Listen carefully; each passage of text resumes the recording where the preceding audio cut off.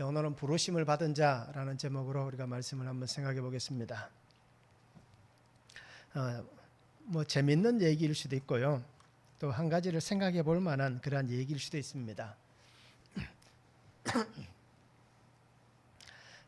전쟁터에 나간 한 사람이 있습니다. 스코틀랜드 청년이 전쟁터에 나갔습니다. 그런데 전쟁터에 나가 있는 이 젊은이에게 아내가 편지를 보냈습니다. 편지 내용이 어떤 거냐면 뭐 남편의 안부나 걱정을 물어보는 게 아니라 남편에게 이런 편지를 보냈습니다. 이제 감자를 심어야 되는데 감자를 심기 위해서 밭을 갈아야 됩니다. 그래서 혼자 하기 힘드니까 그래서 내가 일꾼 2명을 사서 이 일을 해야겠습니다 라고 남편에게 편지를 보냈습니다. 그러니까 남편이 답장을 씁니다. 어떻게 답장을 쓰는 게 좋을까요? 그래, 수고하고 있습니다 라고 하면서 내가 도와주지 못하지만 그죠? 늘 곁에 있는 것 같이 생각하면 좋겠다라고 이렇게 해서 편지를 보내면 좋겠지만 남편이 이렇게 편지를 씁니다. 사랑하는 아내여, 밭을 절대로 갈아서는 안 됩니다. 그리고는 그 뒤에 또 다른 말을 적어놨습니다. 뭐냐면 내가 그 밭에 무기를 감추어 두었습니다. 그러니까 이 친구가 전쟁터에 가면서 편지 내용에 보면 그 밭에다가 내가 이제 돈을 숨겨놓은 것도 아니고 뭐 좋은 것을 숨겨놓은 게 아니라 무기를 전쟁터에 쓸 수 있는 그 총이나 칼 같은 이 무기를 숨겨두었다라고 답장을 보냈습니다. 그런데 아내가 편지를 보냈습니다. 무슨 일인지 어떤 영문인지는 모르겠는데 갑자기 군인들, 헌병들이 와서 밭을 다 헤집어 놓았습니다. 다 밭을 다 파헤쳤습니다. 라고 이렇게 편지를 보냈습니다. 그 이유를 이렇게 자세히 보면 이렇습니다. 남편이 보낸 편지를 군대에서는 요즘은 잘 모르겠습니다. 제가 군 생활할 때도 다 검열을 했습니다. 그래서 아마 이때도 검열을 한 것 같아요. 그래서 남편이 그 밭에다가 무기를 숨겨두었다라고 편지를 보내니까 군대에서 그 편지를 검열하고는 그죠? 헌병들이 군인들이 찾아갔습니다. 그래서 편지 답장을 쓰고 나서 한 2, 3일 지나고 나니까 그렇게 군인들이 찾아가서 밭 구석구석을 다 파헤치는 겁니다. 혹시나 그 편지의 글대로 무기가 어디 있는가 해서 온 밭을 다 파헤쳤습니다. 그러니까 아내는 정작 편지는 받아보지 못하고 이렇게 군인들이 와서 이런 일을 한 것을 놀랍게 여긴 겁니다. 그래서 남편에게 편지를 그렇게 보낸 겁니다. 무슨 영문인지는 모르겠는데 군인들이 와서 형병들이 와서 이렇게 온 밭을 다 파헤쳤습니다 라고 편지를 보낸 겁니다. 그래서 남편이 이렇게 답장을 했습니다. 사랑하는 아내여, 이제 곧 감자를 심으십시오 라고 이렇게 답장을 보낸 겁니다. 어떻게 보면 참 재밌는 얘기 같지요. 그리고 참 시대적인 어떤 보면 자유가 부족한 그런 것들 얘기할 수도 있고요. 또는 어떻게 보면 남편의 엄청난 꾀를 볼 수도 있습니다. 그냥 우리가 이 얘기를 그냥 재밌는 얘기로 이렇게 치우쳐 재밌는 얘기라고 생각하셔야 되고요. 그냥 이 얘기를 보시면서 이렇게 부부간에 있어서 어떻게 보면 서로가 존중하면서 서로에게 무엇을 하든지 서로에게 물어볼 수 있는 의견을 구할 수 있는 그러한 관계가 되면 좋지 않겠나라고 생각을 합니다. 그래서 우리가 이렇게 뭐 부부간의 관계에서도 그렇지만 특별히 우리가 신앙 안에 살아가는 성도가 매일매일 하나님께 이렇게 물으시기 바랍니다. 그렇죠? 내가 무엇을 해야 될 때에 그렇게 물어보시고 그리고 하나님께서 나에게 이렇게 선한 길을 열어주시면 좋겠습니다 라고 기도하면서 하나님 뜻을 구하시기 바랍니다. 그러면 하나님께서 그 걸음을 인도해 주실 것이고 생각지도 못했던 놀라운 일들이 일어나게 해 주실 것입니다. 그러니까 오늘 우리가 주님 안에서 매일 기도할 수 있는 성도 또 매일 말씀을 잘 묵상할 수 있는 성도 그러한 삶을 우리가 함께 살았으면 참 좋겠습니다. 오늘은 부르심을 받은 자라는 제목으로 말씀을 보는데요. 오늘 성경 보면 이렇게 얘기합니다. 아내들은 자기 남편에게 순종하라라고 얘기합니다. 믿지 않는 남편이라 할지라도 순종해라. 그러면 아내의 행실을 보고 구원을 얻게 될 것이다 라고 얘기합니다. 그러면서 아내는 자기 속에 숨은 사람, 그 숨은 사람이 온유할 수 있도록 섞지 않을 것으로 그렇죠? 단장하라라고 얘기합니다. 그러면서 남편들은 연약한 이 아내를 어떻게 얘기합니까? 귀히 여기라라고 그렇게 말씀하고 있습니다. 그러면서 18절부터 보면 성도가 어떻게 살아가야 할지, 형제를 사랑하고 악을 갚지 말고 복을 빌어주며 그렇게 선을 행하며 살아가라. 그리고 화평을 구하고 그 길을 따라가야 한다라고 그렇게 얘기를 하고 있습니다. 첫 번째는 남편에게 순종하라라고 말씀합니다. 1절에서 6절입니다. 아내들아 이와 같이 자기 남편에게 순종하라. 이는 혹 말씀을 순종하지 않는 자라도 말로 말미암지 않고 그 아내의 행실로 말미암아 구원을 받게 하려 함이니 너희의 두려워하며 정결한 행실을 봄이라. 너희의 단장은 머리를 꾸미고 금을 차고 아름다운 옷을 입는 외모로 하지 말고 오직 마음에 숨은 사람을 온유하고 안정한 심령에 섞지 아니할 것으로 하라. 이는 하나님 앞에 값진 것이니라. 전에 하나님께 소망을 두었던 거룩한 부녀들도 이와 같이 자기 남편에게 순종함으로 자기를 단장하였나니 사라가 아브라함을 주라칭하여 순종한 것 같이 너희는 선을 행하고 아무 두려운 일에도 놀라지 아니하면 그의 딸이 된 것이니라 말씀합니다.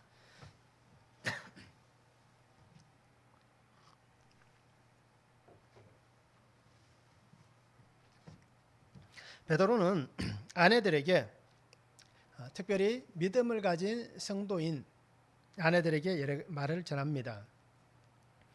남편에게 순종하라라고 말씀합니다. 순종하라라는 단어는 히포타소라는 헬라어를 씁니다.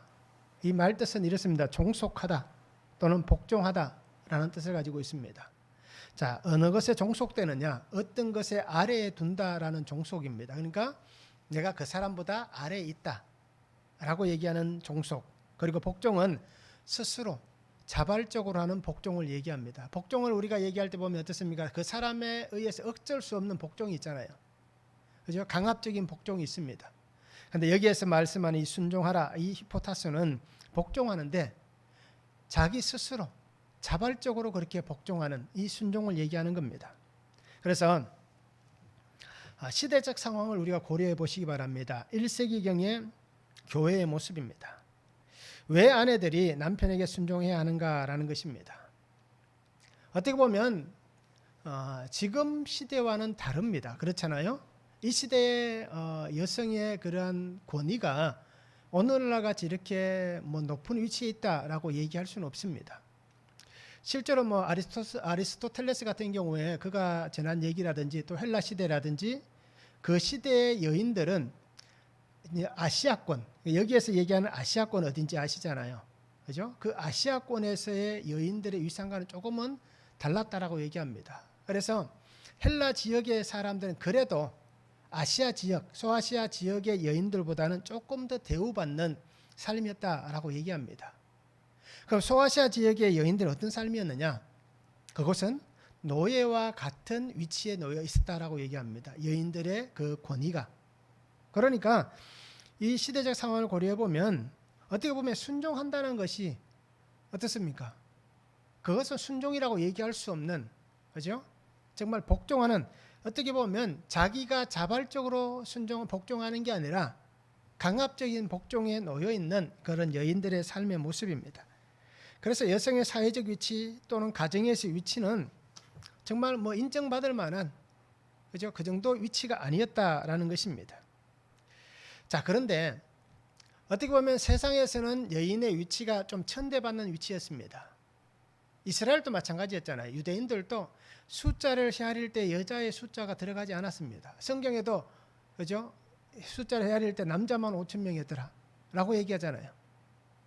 그리고 우리가 알듯이 이 시대가 그렇지 않습니까? 여자분들을 제가 그렇다는 얘기는 아니고요.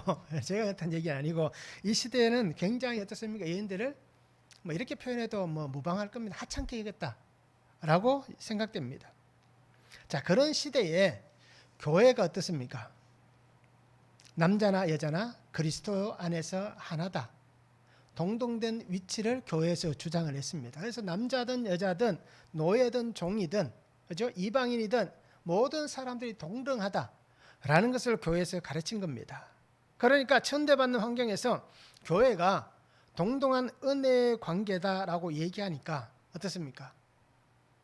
그 시대의 여인들이 이것을 악용하여서 탈선하는 일들이 종종 있었다라고 얘기합니다.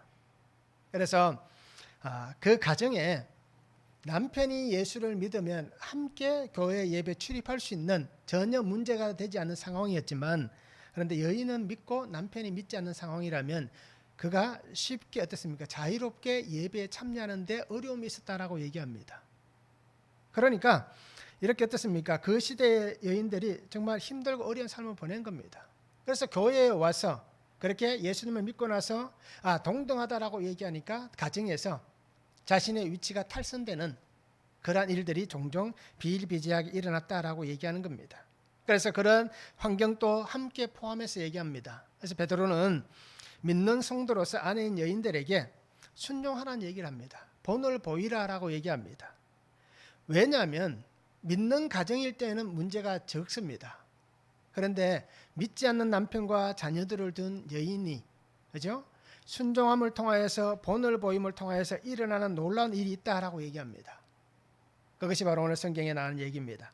복음의 은혜가 그 가정을, 그죠? 믿음의 가정 안에 세워주시는 복이 있을 것이다 라고 말씀해 주시는 겁니다. 자, 믿음이 있는 아내가 믿지 않는 남편에게 순종하라는 얘기입니다. 오늘날 이 21세기를 살아가는 우리에게, 그죠? 이렇게 얘기하면, 복종하라 순종하라고 얘기하면 고리타분하다고 얘기할 거예요. 오늘날 여권 신장이 얼마나 많이 됐습니까? 그래서 오히려 요즘은 어떻습니까? 남자들이, 그죠? 더 이렇게 하찮은 존재로 전락해가는 그런 시대를 살고 있습니다. 그것을 얘기하는 게 아니라 우리가 이 말씀을 통해서 주신 하나님의 말씀을 잘 보아야 됩니다.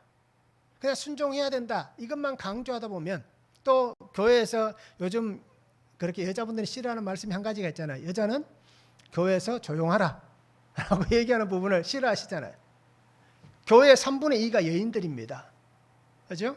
그러니까 그것을 그냥 그렇게 문자적으로만 보면 굉장히 난감할 수 있습니다. 그런데 오늘 말씀을 통해서 잘 보시기 바랍니다. 순종함을 통하여서 그가 살아가는 삶의 행실, 그죠? 그 삶의 모습을 통하여서 그 가정에 복음의 은혜가 임할 수 있다는 겁니다. 가식적이거나 윗선적인 행실이 아니라 정말 예수님을 믿고 나서 내가 변화되고 그 은혜 가운데 거하는 진실함의 그 삶의 모습을 통하여서 그 남편들이 예수 그리스도를 만나는 좋은 본이 될 수 있다라고 그렇게 베드로는 얘기를 합니다. 바울도 그렇게 얘기합니다. 고린도전서 7장 16절에 보면 아내 된 자여 내가 남편을 구원할는지 어찌 알 수 있으며 남편 된 자여 내가 내 아내를 구원할는지 어찌 알 수 있으리요라고 얘기합니다. 여인에게는 남편을 구원할 수 있지 않느냐, 남편에게 여인을 구원할 수 있지 않느냐. 왜요? 예수를 믿는 그 믿음 안에서 살아가는 삶의 행실, 그 삶의 모습을 통해서 순종할 때에 이런 놀라운 하나님의 은혜 역사가 임한다는 겁니다. 순종은 내가 죽고 섬기는 겁니다. 순종은 내가 죽고 섬기는 겁니다. 내가 왜 죽어야 되느냐? 구원을 위해서입니다. 한 생명을 얻기 위해서, 한 생명을 살리기 위해서 내가 죽는 것이 가장 고귀한 희생인 그 순종이다라는 것입니다. 그리고 오늘 우리가 정말 구원을 위해서 하나님 앞에서 내가 죽고 섬기는 그러한 삶이 되면 좋겠습니다. 순종함을 통하여서 하나님의 아름다운 일들이 가정 안에 분명히 복되게 일어나게 되는 겁니다. 그래서 베드로는 분명히 얘기합니다. 순종해야 된다. 순종하라라고 얘기합니다. 그러면서 또 한 가지를 얘기합니다. 여인들에게 뭐라고 얘기합니까? 너무 화려하게 하지는 마라. 그죠? 너무 화려하게 그렇게 단장을 하지 마라. 검으로 치장하지 마라 라고 얘기합니다. 왜냐하면 그 속이, 내면이 더 중요하기 때문이다라고 얘기합니다. 그래서 베드로는 뭐라고 얘기합니까? 오직 마음에 숨은 사람을, 그죠? 숨은 사람이라고 표현합니다. 이 숨은 사람을 바울은 속 사람이다라고 표현을 했습니다. 결국 그러니까 이 얘기는 똑같은 의미입니다. 똑같은 어떻습니까? 그 내면, 그것을 얘기합니다. 에베소서 3장 16절에 얘기합니다. 그의 영광의 풍성함을 따라 그의 성령으로 말미암아 너희 속 사람을 능력으로 강건하게 하시오며, 여인이 단장하는데 그 겉모습을 화려하게 치장하는 것을 더 중요하게 여기는 것이 아니라 자신의 속사람 예수 그리스도와 함께 그 자신의 삶, 그죠? 그 신앙, 그 내면을 하나님의 권능 안에서 강하게 해야 된다라고 얘기합니다. 말씀의 능력으로 사는 자가 되어야 한다라고 말씀하고 있습니다.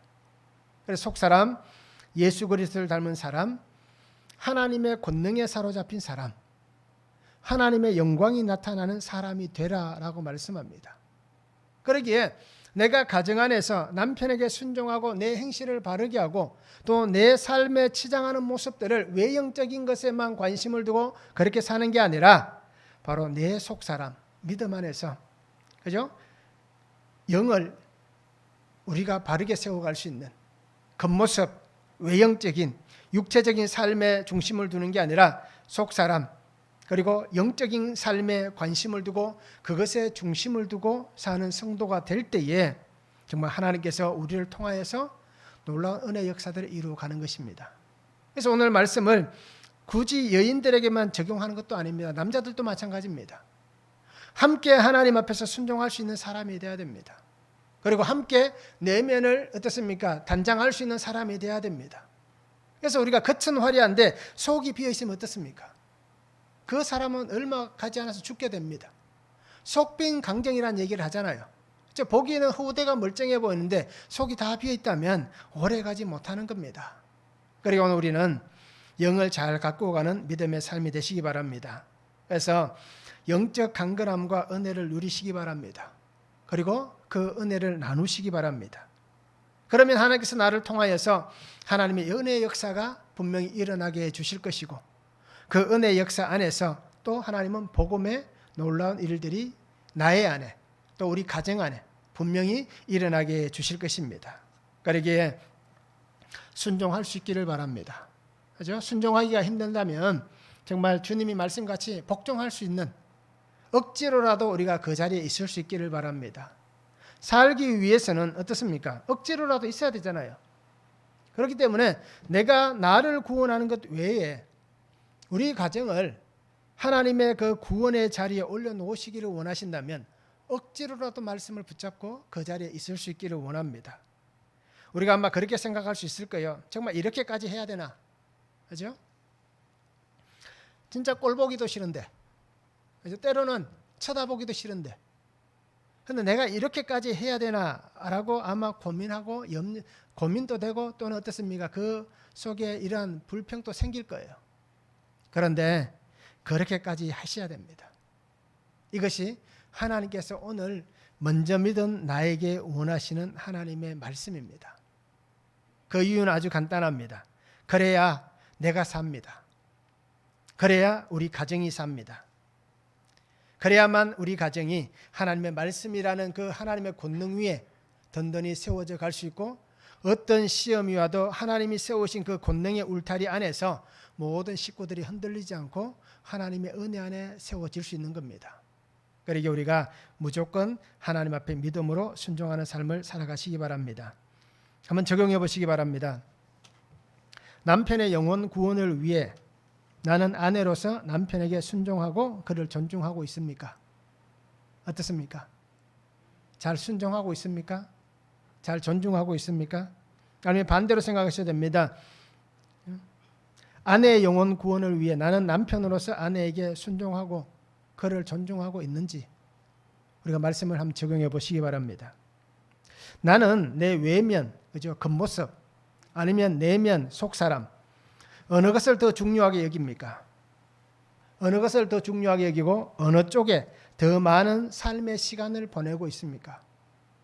어느 것에 나는 더 마음을 두고 어느 것에 더 많은 시간을 들이고 있는지 한번 적용해 보시기 바랍니다. 내가 외형에만 치우치고 있다면 그렇죠? 어떻게 해야 될지 그리고 그래도 나는 내 속사람을 위해서 더 많은 시간을 그런데 아마 제가 생각할 때 저도 마찬가지지만 내 속사람을 위해서 더 많은 시간을 보내는 사람은 없을 거예요.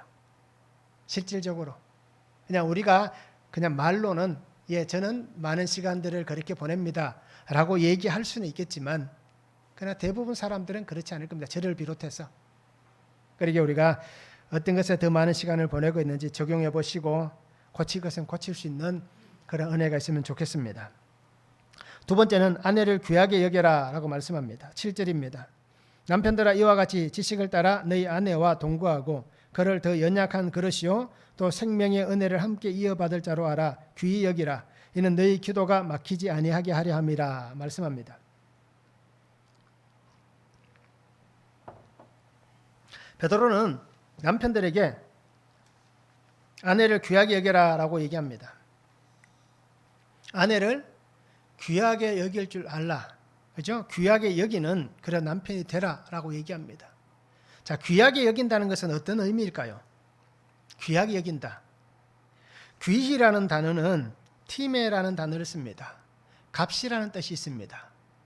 그런데 이 귀히라고 쓰는 이 티메라는 단어의 그 어원은 티노라는 단어를 씁니다. 값을 치렀다, 지불했다라는 티노에서 유래가 됩니다. 그래서 이 값이라는 단어의 뜻 속에 보면 대가가 지불되었다, 이미 그 돈을 지불했다라는 뜻이 있습니다.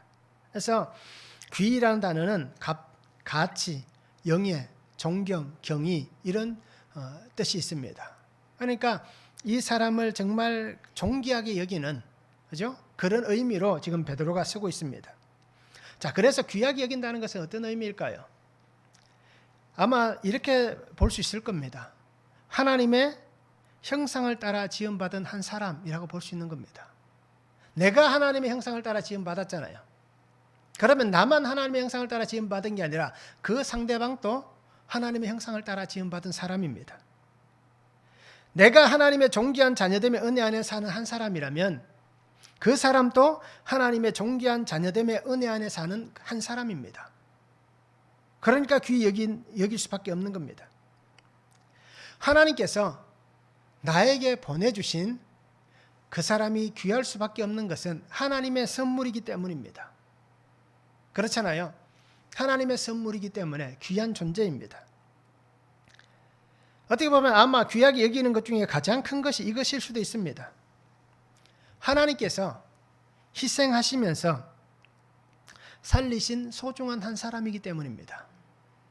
하나님께서 자기를 희생하면서 생명을 버리면서까지 살려주신 그 소중한 한 사람이 그 사람이기 때문에, 나도 그렇지만 그 사람도 그런 겁니다. 그러니까 귀하게 여길 수밖에 없는 겁니다. 이것은 어떻게 보면 당연한 것입니다.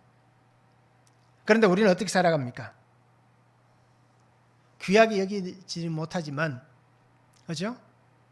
뭐 더 이상 말을 하지 않겠습니다. 아마, 그죠? 굉장히 어떻게 보면 참 말하기 어려운 그런 표현입니다. 그래서 정말 귀하게 여길 수 있는 성도가 되면 좋겠습니다. 왜 귀하게 여겨야 됩니까? 제가 말씀드렸던 것과 똑같습니다. 베드로도 그렇게 얘기합니다. 생명의 은혜를 함께 이어받을 자이기 때문에, 생명의 은혜를 함께 이어받을 자이기 때문에 귀하게 여겨라라고 얘기합니다. 하나님께서 택하신 그 믿음의 가정, 그 가정 안에 하나님께서 약속하신 영원한 믿음의 가문, 영적 후사를 세워가는 그 은혜가 바로 그 한 사람과 함께, 나 혼자서 그렇게 영적 후사를 세워가고 영적 가문을 세워가고 하나님의 그 은혜를 세워가는 사람이 아니라 둘이 함께 그것을 세워간다는 겁니다. 왜요? 함께 은혜를 이어받을 자이기 때문에. 그래서 함께 세워가는 겁니다. 또 함께 오실 주님의 길을 준비하는 겁니다. 함께 하나님의 임재 가운데에 하나님 세워가신 그 은혜를 귀하게 나눌 수 있는 존재이기 때문에 귀하게 여겨야 되는 것입니다. 그래서 남편들에게 얘기합니다. 지식을 따라 너희 아내와 동거하고라고 얘기합니다. 지식을 따라라고 얘기하는 것은 잘 알아가라라는 얘기입니다. 어떤 뜻 안에서요? 하나님이 주시는 하나님의 뜻 안에서 그 지식이 그냥 일반 우리가 알고 있는 사회 학문적 지식이 아니라 하나님이 주시는 하나님의 뜻, 그 하나님의 말씀 안에서 잘 알아가라 라고 그렇게 말씀을 하는 것입니다. 자, 어떻습니까? 우리 성도님들은 여기 계신 분들은 다 여자분들이니까 제가 남편이라고 본인이 남편이라고 생각하면서 자기를 그렇게 한번 생각해 보시기 바랍니다. 나는 상대방을 잘 이해하고 있습니까? 어떻습니까? 아마 그죠? 제가 이 큐티는 주일 큐티였잖아요. 근데 주일날은 이렇게 생각해 보지 못했었는데요. 설교를 준비하면서 제가 이것을 다시 보게 됐습니다. 그러면서 나는 잘 이해하는가? 나는 잘 아는가? 하나님의 뜻 안에서 내가 정말 잘 알고 있는가라고 생각을 해봤습니다. 말씀을 준비하면서. 그런데 솔직히 말씀드리면 잘 모르겠더라고요. 그죠? 뭐 몇 년 사셨죠, 우리가? 한 20 몇 년을 살았잖아요. 20 몇 년을 살아오면서 가만히 생각해 보니까 잘 모르는 것 같아요. 모르겠습니다. 우리 사모님이 저를 얼마나 잘 알지는 저도 잘 모르겠지만 저는 잘 모르겠는 것 같아요. 모르는 말이 꼬입니다. 잘 모르는 것 같아요. 그래서 왜 그런가라고 생각을 해보니까요. 잘 이해를 못한 것 같아요. 그리고 알려고도 하지 않았던 것 같아요. 그러니까 이렇게 만나서 연애를 하고 결혼할 때, 그죠? 그때 알려고 했던 감정이 그것으로 끝난 것 같습니다. 그리고는 결혼하고 나서는 어떻습니까? 더 이상 알아가는 것을 멈추었던 것 같아요. 그러니까 뭐 20년이 넘은 시간을 함께 살고 있지만 따지고 보니까 그 긴 시간 동안 알려고 노력해 본 적이 없는 것 같습니다. 이게 아마 저뿐 아니라 그죠? 본인들도 마찬가지일 거예요. 여기 계신 우리 성도님들도 마찬가지고 함께 영상으로 예배드리는 우리 성도님들도 마찬가지일 거예요. 남자든 여자든 상관없이 다 그런 것 같아요. 자, 사랑한다고 얘기는 합니다. 말을 합니다. 이해한다고 말합니다. 잘 알고 있다고 말을 합니다. 그런데 실상은 어떻습니까? 모르는 거예요. 알지 못하는 겁니다. 기분이 어떤지, 감정이 어떤지, 그죠? 무엇을 좋아하는지, 그죠? 어떤 것에 마음이 있는지, 또 어떤 것을 하기를 원하는지 다 모르는 거예요. 결국 그러니까 안다, 이해한다, 사랑한다고 얘기하면서 실제는 어떻습니까? 위선적이고 거짓과 가짜의 모습을 품고 살아가고 있는 것 같아요. 그래서 정말 겉과 속이 다른 삶의 모습으로 살아오지 않았나라고 생각합니다. 때로는 속으로는 어떻습니까? 귀하게 여기기보다는 어떻습니까? 무시하기도 하고 표현은 못하지만, 그죠? 말은 못하지만 무시하기도 하고 때로는 비난하기도 하고 때로는 어떻습니까? 악을 행하고 때로는 욕하기도 하고, 그죠? 때로는 원망하기도 하고 그렇게 살아온 것 같아요. 지난 날을 이렇게 돌아보니까. 그러면서도 아무렇지도 않은 척, 괜찮은 척 그렇게 지나왔던 시간들을 돌아봅니다. 그래서 정말 하나님 앞에서 참 부끄럽더라고요. 말씀을 준비하면서 야, 나도 이렇게 살면서 어떻게 성도들에게 이해하고 그리고 그렇게 잘 알아야 된다라고 얘기할 수 있겠는가라는 그런 찔림이 있더라고요. 그래서 이렇게 말씀을 통해서 솔직하게 고백하며 나누는 겁니다. 그래서 앞으로는 좀 알아가려고 노력해야겠습니다. 더 잘 알 수 있도록, 더 잘 이해할 수 있도록, 그리고 더 사랑할 수 있는 그런 삶이 될 수 있도록 노력을 해야 될 것 같아요. 실질적으로 저희들도 그렇게 오랜 시간 살았지만 저희 집 사람이 한번 그렇게 얘기를 하더라고요. 지난번 세미나 갔을 때 모임할 때 그런 얘기를 하더라고요. 큐티하고 나서 서로가 얘기를 많이 하는 것 같다라고 얘기하더라고요. 예전에 비해서. 지금도 그렇게 어떻습니까? 말을 그렇게 많이 나누고 이렇게 사소한 것까지 막 얘기하고 그렇진 않지만 그래도 예전보다는 그래도 큐티를 하면서 말을 조금 더 하는 것 같다라고 얘기를 하더라고요. 그래서 우리 성격을 바꿔야겠죠, 제가. 그래서 저도 이제 고치고 바꾸려고 새롭게 결단을 했습니다. 그래서 우리 성도님들도 이렇게 잘 이해하고 그리고 귀하게 여길 수 있는 그런 삶이 되길 바랍니다. 하나님께서 내게 주신 선물이라고 말씀을 드렸습니다. 그러니까 우리가 정말 주신 선물을 귀하게 여겨야 되는 겁니다.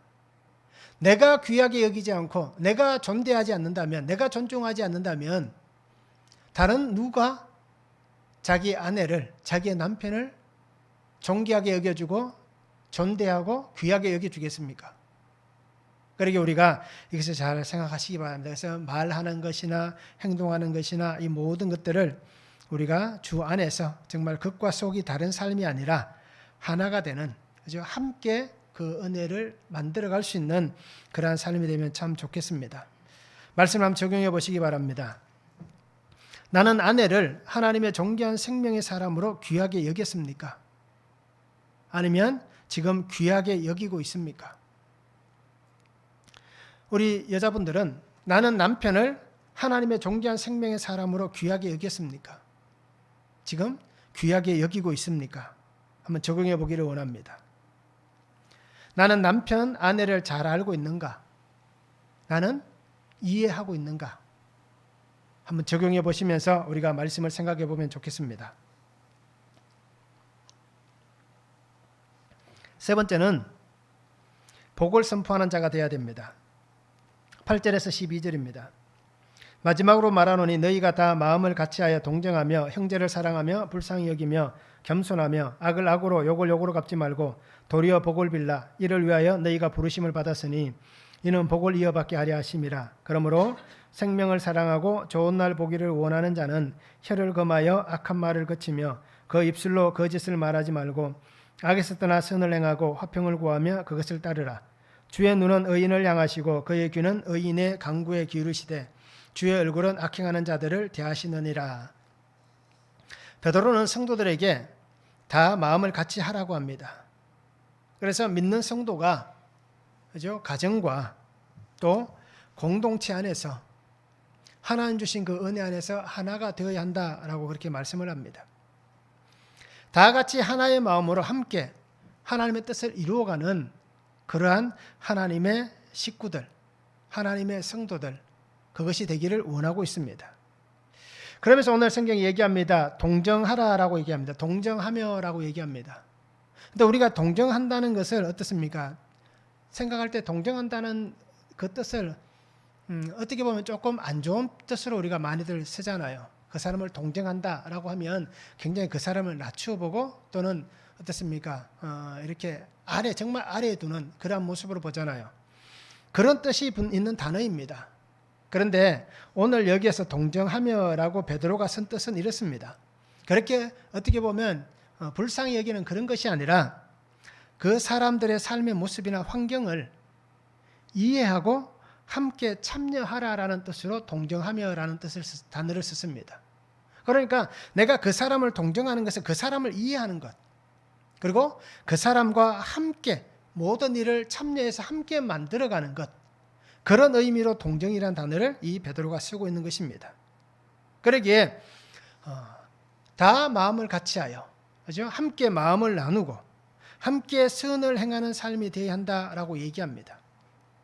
한 뜻 안에서 함께 서로가 이해하고 도와주고 마음을 같이하여 그 삶이 분쟁과 시기와 악을 행하는 삶이 아닌 정말 믿음 안에서 하나님 주신 그 아름다운 가정, 그죠? 아름다운 관계, 아름다운 공동체가 되어 가기를 이 베드로는 원하고 있습니다.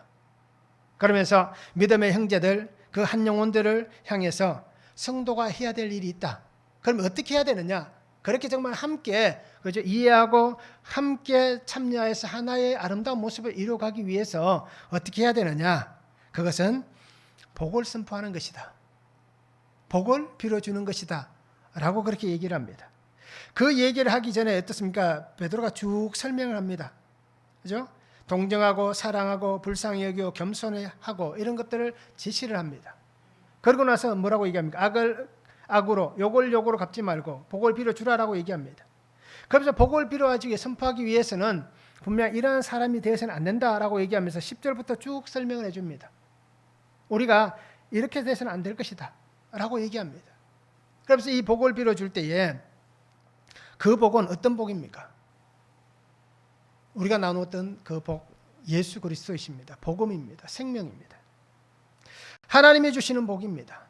이 생명의 복을 함께 빌어주는 자가 되어야 한다라고 얘기합니다. 성도가 해야 될 일은 욕하고 저주하고 악을 행하는 것이 아니라, 그죠? 복을 빌어주는 것이다. 혹시라도 그 사람이 나에게 악을 행했다 할지라도, 혹시라도 그 사람이 나를 어떻게 업신여기고 무시하고 깔본다 할지라도 우리는 똑같이 해서는 안 된다는 겁니다. 똑같이 보복하고 똑같이 악을 품고 똑같이 악행을 저지르고 똑같이 비난하고 똑같이 속임의 그 말을 하는 것이 아니라 하나님께서 허락하신 하나님의 은혜 안에서 생명의 복, 하나님의 나라의 복, 이 예수 그리스도의 생명의 복음을 한 영혼을 위해서 빌어주는 겁니다. 이것이 성도가 해야 될 일이다라고 말씀하고 있습니다. 내가 원하는 것을 얘기하는 게 아닙니다. 하나님께서 원하시는 것, 하나님이 기뻐하시는 것, 그 하나님의 말씀, 하나님의 뜻을 우리가 따라 살아가는 삶이 되게 하는 이것이 바로 복을 빌어주는 겁니다. 그래서 하나님의 부르심을 받은 자로서 내가 사랑할 수 있기를 바랍니다. 거짓을 말하지 않기를 바랍니다. 악에서 떠난 삶을 살아가시기 바랍니다. 그래서 나를 부르신 그 하나님의 부르심 앞에서 정말 생명을 사랑하고 거짓 없이 정말 하나님 뜻을 아름답게 세워갈 수 있는, 그래서 날마다 하나님의 뜻을 잘 분별하여서 세상의 것에 마음을 빼앗기고 그 속에 우리가 휩쓸려 떠내려가는 인생이 아니라 세상적 삶에 관심을 가지고 살아가는 인생이 아니라 하나님의 것에 관심을 가지고 하나님만 바라보고 살아갈 수 있는 성도가 되면 좋겠습니다. 로마서 12장 2절입니다. 너희는 이 세대를 본받지 말고 오직 마음을 새롭게 함으로 변화를 받아 하나님의 선하시고 기뻐하시고 온전하신 뜻이 무엇인지 분별하도록 하라. 이 분별을 가지고 복을 빌어주는 겁니다. 내가 거룩함의 은혜에 있다면 그 사람도 거룩함의 은혜에 설 수 있도록 만들어가는 겁니다. 우리가 앞에 1절부터 쭉 함께 이 말씀을 다시 한번 해석한다면 내가 하나님의 은혜 안에 서 있는 자라면, 그죠? 나와 함께 있는 그 한 사람, 식구들, 남편, 아내, 자녀들, 형제들, 그들을 하나님께로 이끌 수 있는, 하나님의 복 가운데 세울 수 있는 삶을 살아가고, 또 공동체가 그렇게 하나님의 복 가운데 세워진 아름다운 공동체가 될 수 있도록 그 은혜 안에 살아가는 것이 오늘 성도인 내가 해야 될 하나님의 사명이다라는 것을 우리가 잘 기억할 수 있기를 원합니다. 그래서 오늘 하나님 분명히 말씀합니다. 아브라함에게 말씀하셨던 말씀을 한번 기억해 보시기 바랍니다. 너로 인하여 복을 받을 것이다. 그죠? 너로 인하여 복이 있을 것이다. 너는 복이 될지라 라고 분명히 말씀했습니다. 그리고 오늘 우리가 이 말씀을 붙잡고 우리도 이 약속들이 이루어지는 하나님의 복을 선포하는 그 선포자의 삶을 함께 살았으면 좋겠습니다. 말씀을 한번 적용해 보시기 바랍니다. 한 마음으로 같은 뜻을 품고 사는 가정과 공동체입니까? 어떻습니까? 내가 속해 있는 가정이, 내가 속해져 있는 공동체가 정말 한 마음을 가지고 있는지, 한 뜻을 가지고 함께 살아가는 가정이고 공동체인지 한번 적용해 보시기 바랍니다. 어떻게 보면 좀 폭넓은 적용인데요. 그것도 한번 적용해 보시기 바랍니다. 그리고 또 하나는, 나는 복을 선포하는 사람인가, 저주와 악을 선포하는 사람인가 적용해 보시기 바랍니다. 아니면 이렇게 한번 적용해 보셔야 될 것 같아요. 나는 하루 중에 말을 하면서 좋은 말을 많이 하는 사람인가, 나쁜 말을 많이 하는 사람인가 한번 적용해 보면 좋을 것 같아요. 그러면 내 어느 습관도 고칠 수 있을 겁니다. 그러게 오늘 우리가 순종함으로, 삶의 행함으로 한 생명을 구원하기 원하시는 그 하나님의 뜻을 온전히 이루어가는 성도의 삶이 되면 좋겠습니다. 그래서 남편은 남편의 자리에서, 아내는 아내의 자리에서 잘 지키시기 바랍니다. 그리고 아내와 남편의 자리에서 하나님께서 맡겨주신 그 귀한 가정을 잘 지켜가시기 바랍니다. 그래서 우리가 정말 소중하게 여기고 귀하게 여겨야 될 가정입니다. 가정은 어떻게든 지킬 만한 가치가 있습니다. 그러기에 하나님 안에서, 믿음 안에서 하나님이 우리에게 주신 이 가정, 그죠? 하나님이 택하신 가정, 이 믿음의 가정을 잘 지켜내시기 바랍니다. 그래서 나를 통하여 역사하실 그 하나님만 바라보시면서 믿음의 후사, 영적 후사들이 우리 가정 안에서 아름답게 세워질 수 있기를 원합니다. 그리고 그 아름다운 복이, 그죠? 우리 가정에서 넘어서 그 담을 넘어가서 이웃에게도 이 아름다운 복이 전해지는 그러한 성도의 삶을 살았으면 좋겠습니다. 주님이 기뻐하시는 그 능력 안에서, 하나님 주신 그 기쁨의 복음 안에서, 내게 맡겨주신 그 귀한 사명 안에서 우리가 끝까지 순종하며 그 말씀만 붙잡고 가면 좋겠습니다. 그러면서 견디시기 바랍니다. 인내하시기 바랍니다. 그리고 이겨내시기 바랍니다. 그러면 하나님께서 견디게 해주실 것이고 이기게 하실 것이고 인내하게 하실 것이고 마침내 승리의 창가를 부르게 해주실 것입니다. 그러니까 오늘 우리 모든 성도님들이 서로가 서로를 존귀하게 여기시기 바랍니다. 그러면서 그 사람은 하나님의 아름다운 형상을 닮은 사람이다 라는 이 고백을 가지고 우리가 믿음 안에 복되게 살아갔으면 좋겠습니다. 기도하겠습니다. 사랑의 아버지 하나님 감사합니다. 오늘도 우리에게 주신 말씀을 바라봅니다. 주 은혜 안에 살아가게 하시고 주 능력 안에 살아가게 하여 주시옵소서. 아버지 하나님 정말 순종하는 삶이 되기를 원합니다. 아내에게 남편에게 순종하는 자가 되게 하시고 아내를 남편을 귀하게 여기는 자가 되게 하시고 하나님 주신 그 사명을 가지고 가정을 잘 지켜내게 하시고 하나님의 형상을 닮은 그 한 사람 주님께서 희생하시면까지 살리신 그 한 사람 존귀하게 여기며 살아가는 인생이 되게 하여 주시옵소서. 그래서 아버지 하나님 내가 이제까지 알지 못하고 아버지 하나님 정말 이해하지 못하고 아버지 하나님 정말 함께하지 못했다면 이제부터 주의 말씀 안에서 이해하며 함께하게 하시고 함께 정말 하나님이 거룩한 그 손을 붙잡고 믿음으로 잘 걸어갈 수 있는 복된 삶이 되게 하여 주시옵소서. 그래서 언제나 주와 함께 있게 하시고 주님 주신 그 은혜 안에서 이 믿음의 가정을 주님이 세워주신 이 가정을 아름답게 세워가고 복음의 아름다운 방주가 되어서 하나님이 귀한 사명을 잘 감당해내는 성도들의 가정 되도록 주님 축복하여 주시옵소서. 감사를 드리며 예수 그리스도 이름으로 기도하옵나이다. 아멘.